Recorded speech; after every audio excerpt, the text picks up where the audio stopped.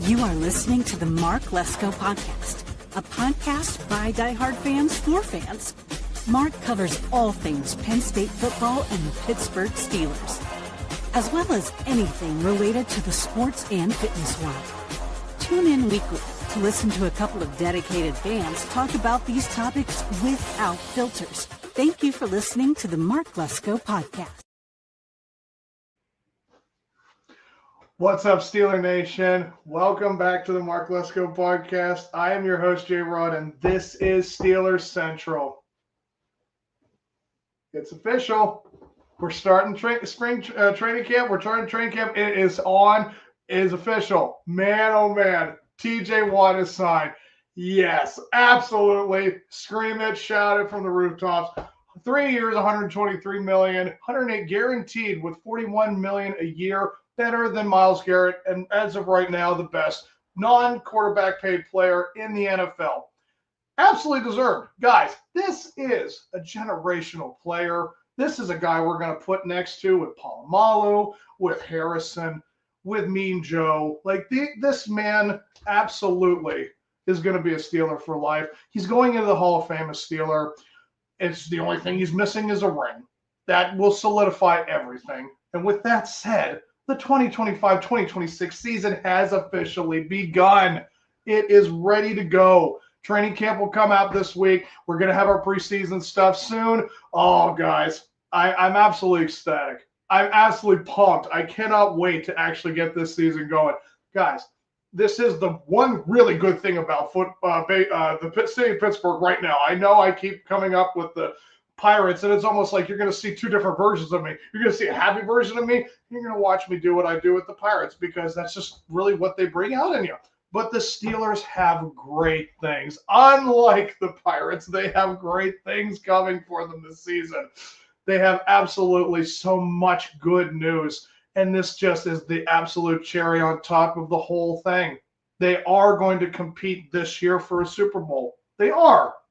They're actually going to look at the scope of the North. They're going to look at the Browns, the Bengals, and the Ravens, and they're all going to be like, listen, we belong at this table too. We belong in the conversation for doing something this year, not just for the future. I mean, guys, we have a pretty unique setup because not only is the draft in Pittsburgh next year, but could we very much have a Vincent Lombardi trophy to showcase at the ceremony? I mean, come on. How awesome would that be? The draft's in Pittsburgh. They actually have a chance to do something that cool.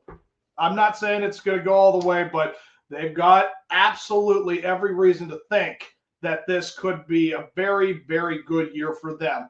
And for them to have all these players, all this talent, and get ready to show some form of a different direction that they have been, which is what they truly have needed. Omar Khan is absolutely the saving grace of all of this. I mean, Mike Tomlin's problems, we know how the guy likes to coach a game, but Omar Khan has continued to just be this fantastic uncle that brings all the presents at Christmas time. Like, we just always love seeing Uncle Omar. I mean, it's just great to always know that we've got this guy in the family and he's doing great things for us. He makes us kids, the fans, so happy at this time. So I'm so ecstatic to know that TJ will retire a Steeler. I mean, I didn't have any doubts. I truly did not think that they were going to trade him away, but again, crazier things have happened. They have shown that they have a lot of their personnel that needs to be satisfied to do something spectacular. And for the most part, I mean, that has been the case. Now, let's move not into the season, but I'm just saying when you look at what this signing means, it means that they are going to be competitive this year. And with Aaron Rodgers' talent, I mean, you think that if the guy, does everything he's supposed to, I don't want to, say anything negative, but I'm saying Aaron Rodgers is ready to go, being 41, turning 42. Many guys, again, I play softball leagues all the time. And I mean, you think that just because you're 40, 50, you slow down. Heck, there are many guys who are 50, 55 that I'm just jealous of when I watch them play the game. They are just rounding the bases. They're not sliding, but I mean, it's just like they're athletic dudes still. I mean, you can still have athleticism at that age. It just doesn't mean that it's going to be guaranteed. But who knows? We could very well have the rejuvenation that we were hoping for some time. I mean, we have been in such a quarterback purgatory for how many years now with the whole Mitch Keller, Kenny Pickett, Mason Rudolph, and Russell Wilson and Justin Fields merry-go-round. It's been this problem. They have this, but they don't have that. They have those things, but these things are missing. And with Aaron Rodgers, guys, it's a guaranteed Hall of Fame dude who has multiple MVPs. Yes, I know that the attitude and the character has been the biggest problem for a lot of people, and rightfully so. Like, we don't want that in the city of Pittsburgh. We don't have those types of people, but unfortunately, you can't control how things go down. But for the most part, I have not seen the attitude yet. Like, he has kind of buttoned up, and he's kind of showing some pretty darn good, attaboy kind of attitude, and he's ready to go like everybody else, because he does know that despite all of the accolades and all of the guaranteed, having another Super Bowl ring to his resume will pretty much solidify him as, the greatest of his generation. I mean, you're looking at, if Tom Brady didn't have 5 rings or 6, whatever it would be, I think that Aaron Rodgers would have an argument that he was just as good as Tom Brady for a long time. So looking at the scope of the entire roster again and seeing what they have on defense, what they have acquired. I mean, honestly, the whole Jalen Ramsey thing many weeks ago, that was so surprising. You can't tell me you saw that coming. Trading Minkah Fitzpatrick away and getting Jalen Ramsey and Jonnu Smith, I mean, that was both sides of the field, and both sides are good. Like, Jalen Ramsey has always been a very high-profile cornerback, and Jonnu Smith has been a pretty stern and solid tight end. I mean, that's a pretty awesome thing that both sides have been kind of answered, and they're improved for sure. So, and the question now is, will they use Ramsey at safety? I mean, I don't know if putting him at free safety would be the best solution if they don't go out and get a Simmons. Again, we still have a couple weeks before preseason, but you're looking at the potential to acquire Simmons, maybe get that WR2. That's really the last pieces that I'm thinking of outside of like the offensive line, what they're going to look like. I mean, again, WR2, free safety, offensive line. 3 areas that's like, I mean, we're still kind of hoping that that is going to be as good as it could possibly be, or whatever we have in-house will fix it. Because everything else, again, quarterback, good. Tight end, great. Running backs, I'd like to think that's a pretty darn good back to have, because between Johnson and Warren, I think they're going to absolutely be the best versions of themselves for the season. And again, the line solidified with Derek Harmon and Peyton Wilson. He has a lot to live up to.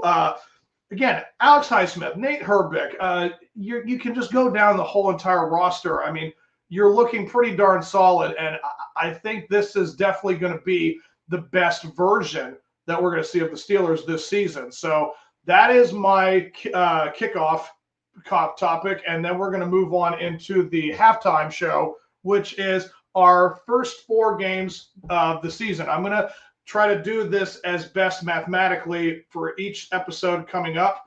We're going to be doing the first 4 games, and then second, third, and the 4th episode will have 5 games previewed. So it's like try to map it out and keep it open as we can to like talk what is coming for this upcoming season. So for the first 4 games, let's start with game 1. September 7th, 1 o'clock game. It will be the Steelers taking on the New York Jets. So if you see what the Jets have become these last few years, and it's, again, this ironic thing where Aaron Rodgers 2-3 years ago was going to be the savior and make them look like Super Bowl contenders. And then he had what he had, and then that fell apart because you only had Zach Wilson and I want to say the running back's name. I'm blanking right now. I love when these moments happen. But I'm saying like this was looking like a very, very stout team, and it didn't happen.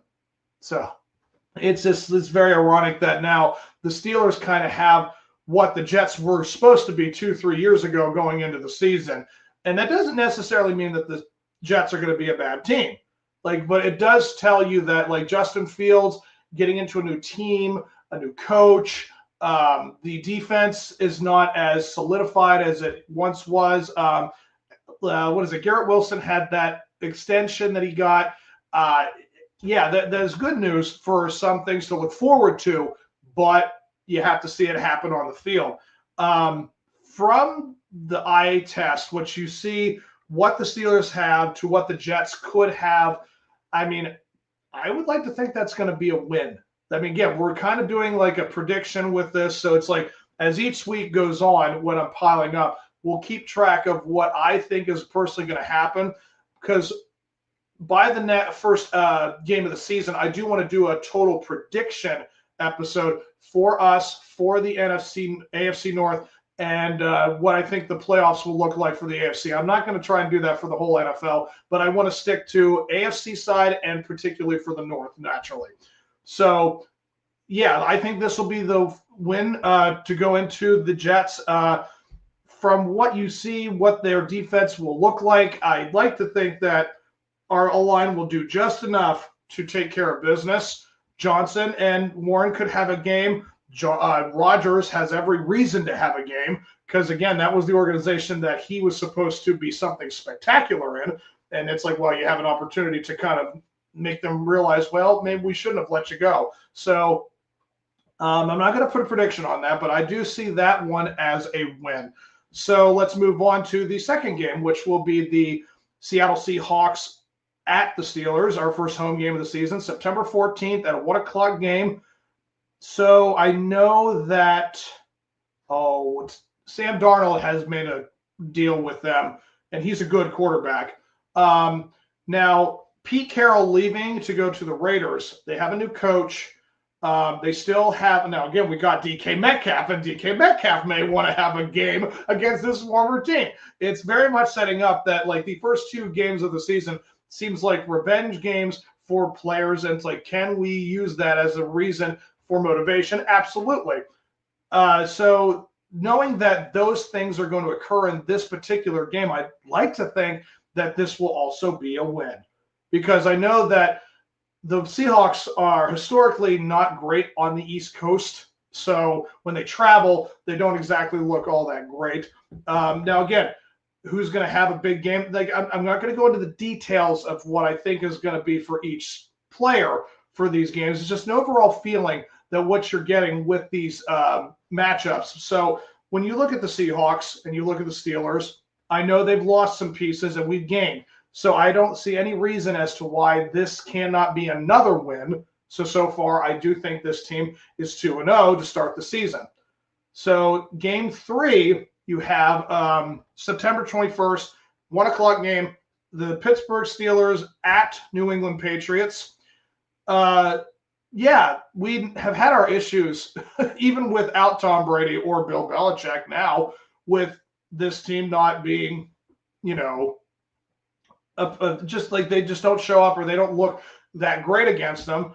And it will be in New England. I'm not saying that this is a loss, but everything that you've seen in the past seems to always favor the teams that you should win against. We all know how Tom likes to play down to their opponents. So knowing that this will be a road game, I mean, I'm still going to call it a win. But it's going to be probably uglier and closer than we want it to be. That's just the traditions of this team. So, and then the final game will be the Ireland game with the Vikings taking on the Steelers. Now we're billed as the home team. That is a 9:30 in the morning kickoff because, again, it's overseas. That's going to be an interesting matchup. It really, truly will be, because this will be when you see J.J. McCarthy take over after Sam Darnold did some spectacular things for the Vikings. But you hear those names still with, oh gosh, I hate when this happens. These are obvious names. And it's like Van Jefferson and, what's his name? But that wide receiver, God bless America. Oh, I just love when that happens. But yeah, and you know the names. I don't, but it's fantastic when you have good matchups, and this is going to be even playing field. So it's not like it's going to be a home field advantage. I'd like to think that we're going to have more Steelers fan than Vikings, but they travel. But who knows? I mean, it seems like that could be a thing. Vikings, Europe, maybe they could easily navigate to purple. So it'll be interesting what the fans in the stadium look like for that particular game. But we have historically been bad at preparing our teams overseas. We haven't had those problems where it's like you should have been there on a Tuesday, but you decide to show up on a Thursday or a Friday, and then you didn't have all the prep time. Again, I love knowing that we have these issues because it's just they should be addressed and they never are. And again, a coach like Mike Tomlin, he does what he does, and if it works, great. If not, that's the result. And we've always had a winning season because of that. And again, we always love to bring that up. Regular season champions and never going to have a losing season, blah, blah. But this team has always had our number, especially overseas. Remember the 2013 year, it was not pretty. So, but again, can you use this as inspiration? Maybe these players will finally figure out a system. But I'm going to probably, just for the sake of argument, I'm going to say that this will also be a win. I'm going to say we're going to go 4-0 to start the season. So that we go into our bye week, we'll actually have some rest. We'll have a good confidence. That's what I see from that. So let's do the 2-minute warning to wrap this all up. Again, start of the season, guys. It's the beginning of new things, great possibilities. I sound pretty optimistic about it, as I should be, because this is the best chance the Steelers have had in 8 years. I mean, we're talking since 2020, we had a really great record, and we just completely faltered and just completely diminished, and we got to the playoffs, and we got embarrassed by the Browns. That was the last true time where you thought, wow, the Steelers actually have a chance to do something. But realistically, it was in 2017 when we actually got to the AFC Championship against the Patriots, and we had no help, and everyone was hurt, and just it all went down to because, again, the Patriots are the Patriots. So they had the Tom Brady thing, and they knew our number and never going to beat them. So this is really the test of the whole thing. And this is just me talking about how I personally feel. Can the Steelers win in spite of Tomlin's inabilities to outcoach? Because we know when it's like the big names like Andy Reid or Dan Campbell or Bill Belichick, former, but I'm saying you look at like the guys that actually take their teams to playoffs and go as far as they can when we face them, and it's always Mike Tomlin in the conversation.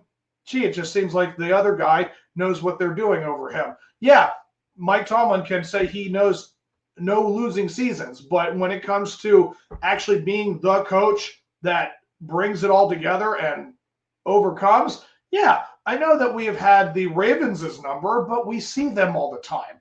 There is a difference between doing that against your division opponent and doing that against a team like the Buffalo Bills or the Kansas City Chiefs.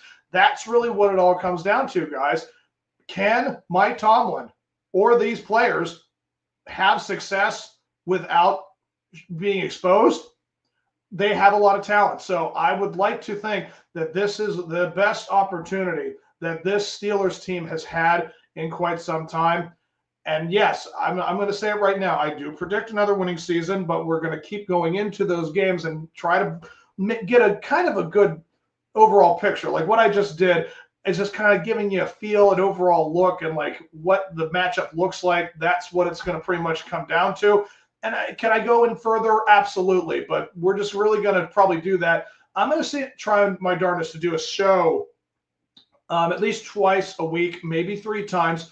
I do have Sundays off. So it's like I'm actually going to probably do things in the morning to really break down the matchup and really look at the games. Then that's when I will kind of dive into what the player personality, matchups and everything, coaching, all that will look like. And then I'll put those predictions down and hopefully I'm right there. And yeah, but the overall feeling that I'm getting from this year is it's going to be a good one. So I'm ready to get going, guys, and I hope that you are too, because these things are going to be flying as always, and that's what we do, guys. We get ready for a team that actually wants to do something. This is that time. This actually feels like it's going to be a thing. So please, folks, get pumped and actually show up. Get ready to have a good season because these guys look like they are. So I'm looking forward to it. I will see you guys for the next episode, and then here we go, Steelers, baby.